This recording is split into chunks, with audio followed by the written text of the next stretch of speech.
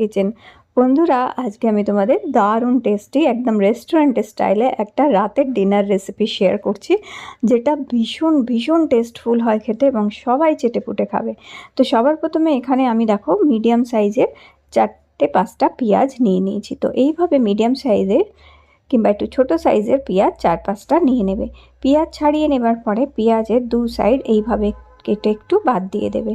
তো পেঁয়াজের মুখের দিকটা, পেঁয়াজের ডগার দিকটা সব এইভাবে কেটে দেখো গোল গোল করে বাদ দিয়েছি একটু। এবার কড়ায় একটু বেশি করে তেল নেবে, সর্ষের তেলেও করতে পারো অথবা এটা সাদা তেলেও করতে পারো। তেল গরম হয়ে গেলে তেলের মধ্যে আমরা গোটা গোটাই এই পেঁয়াজগুলো আগে এইভাবে দিয়ে দেবো। তো দেখো তেলের মধ্যে আমি গোটা গোটা পেঁয়াজগুলো এইভাবে দিয়ে দিয়েছি। এবার এই পেঁয়াজগুলোকে আমাদের বেশ লালচে করে একটু ভাজতে হবে। গ্যাসের আঁচটা মিডিয়াম রাখবে, যাতে পেঁয়াজটা